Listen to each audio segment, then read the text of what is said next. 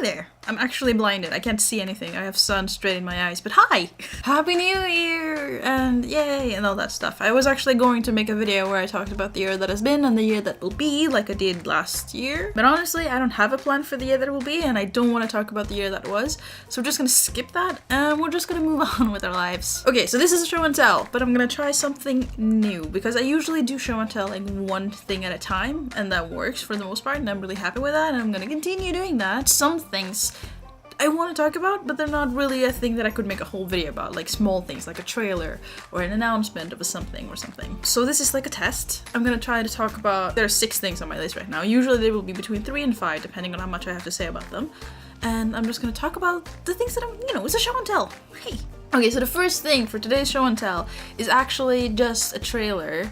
I'm not gonna show you anything because I don't want to get So kind of by coincidence, I actually follow a Japanese actor on Twitter because he was like the really the best guy in Good Morning Call, which is a Japanese drama on Netflix. And kind of randomly, I just gonna scroll down my Twitter and I see the thing, and I see someone that like his profile has been retweeted a trailer, and I saw a familiar face in that as well. Not just his face, like he's got a really pretty face, so I tend to stop scrolling. When I'm scrolling, I tend to stop for a second anyways.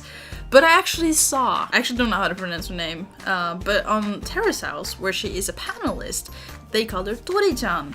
And it's like, I mean, I knew she was a model. I didn't actually know she was an actress. I didn't really look it up though. But she was there, and he was there. And it's like 2 people that I really like in other things, and 2 people, and it just made me really excited. So the show is called Perfect Crime. It's a Japanese drama that will start airing on January 19th. According to Asian Wiki, it's gonna have 10 episodes, which I'm really excited about.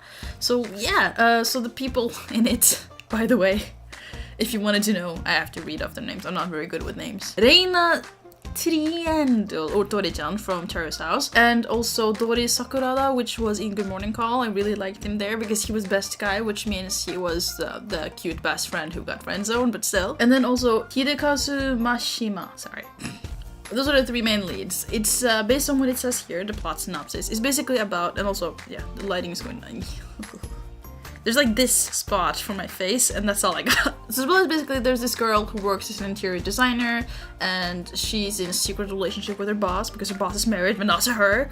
So basically she's the other woman. And then another dude shows up because he's been transferred or something, and it all kind of evolves, and I don't know, I'm actually really excited. I haven't watched that many Japanese dramas, but I am excited about this one because there's 2 people in it, and the plot itself actually seems kind of interesting to me. Excitement. 3 days and it'll be here, and I can watch the first episode, and then I'll have to wait every week for another one, which is really frustrating, but oh well. Next thing, it's a gaming thing.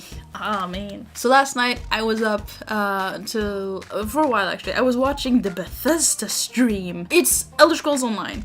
They just announced what they've been talking about for a while, which is this is gonna be the season of the dragon, or the year of the dragon in Elder Scrolls Online. And I'm really excited about that because they announced they're taking us to Elsewhere. And you know, a lot of people have been skeptical about Elsewhere because Elsewhere is a little complicated because you have a lot of different types of Khajiits, and there's a lot of stuff that is kind of like lore-wise very like specific, and they were afraid that Elder Scrolls weren't gonna do it right. And I get that concern, and I don't think they're gonna go all out on making it lore appropriate. As far as I could tell from the stream and how they like spoke about it and stuff, they're gonna show us some of it. They're not gonna go all in with all the 17 different races of Khajiit. But they're showing us a few, and I'm really excited about the house cat-ish cat. I forget its name, but there's like this cat that's like really small and it can talk, and it's basically like a house cat, but it's super smart. And I also saw the big buff kitty cats. They actually become a mount. I do think those are very much more animal-like, so they're not really like humanoid in the head. Does that make sense? I don't know. With that in mind, I'm really excited. And also they're bringing necromancy into the game. I will try it eventually. I still haven't finished my warden. I still haven't played Murkmire. I just realized. I was really excited when Murkmire was about to come out, and I just forgot about it, honestly. Yes, excitement for Elder Scrolls Online, new expansion, and stuff like that. It's gonna be exciting. And the next is still a gaming thing. It's actually my time at Portia finally its PC release. And I say finally, as if I've been waiting for a while. I haven't. I bought the early access not that long ago. It's been a little while, but not that long. So I haven't been waiting for it for that long. But I was actually kind of surprised because it's an early access game that left early access and they kept working on it and they kept adding stuff, and it was just kind of amazing to me how it can be done, because I know a lot of people don't do it that way. They just kind of instead hide behind early access for years and years and years and years, so they never have to like own up to any things, you know. My Time at Portia is a, what do they call it? A whimsical life sim RPG thing. A lot of people like to compare it to Stardew Valley. It's kind of similar in some aspects, but it's kind of different as well. This one is first of all 3D, and you can run around and explore stuff, and it's much more based on exploring things rather than settling, because in Stardew Valley you kind of concentrate on your farm where you have settled down. That's kind of one of the main focuses. You don't really explore out that much. Well, in My Time at Portia, first of all, you're not a farmer, you're actually a carpenter, which is awesome and really cool because my dad is a carpenter and I'm like, yeah. And also, it's so beautiful, and it's more like you run around and you discover things, you go in dungeons, kind of, yeah, well, I guess it's a dungeon. There's a lot more characters. I can't really keep track of all of them. I just got married, by the way, in My Time at Portia yesterday. Yay. Got married to Arlo, my sweet, sweet Arlo. He's so cool. We went to a waterfall and it was a cute cutscene and everything. Yeah, I think it's a great game. I love the kind of colorful, feel-good, casual games like Stardew Valley and My Time at Portia. I really, really do.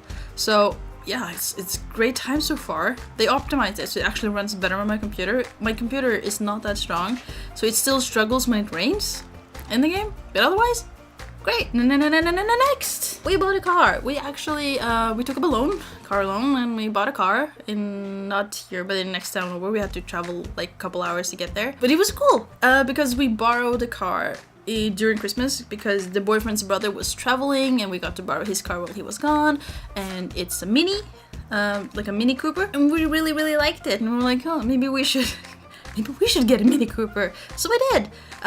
There's actually a 4-door, well, five door if you count the back door, which is kind of great because we've had only cars with 2 doors for a while, which is kind of annoying when you're driving people, because then you have to get out and you have to take the seat out, not out, but you have to like move the seat so they can get out. It's just a better process for everyone with an extra door. Yeah, it's a blue Mini Cooper, light blue with the white roof and the white stripes, and it's real cute and it kind of stands out a bit, and it's also decked out a little bit with extra stuff inside. Honestly, as long as it had doors and wheels and a seat warmer, I'm fine. Okay, show and tell thing number 5. It's actually been a while since I saw it, but there's this movie that I really liked. It's a rom-com. Oh man, right?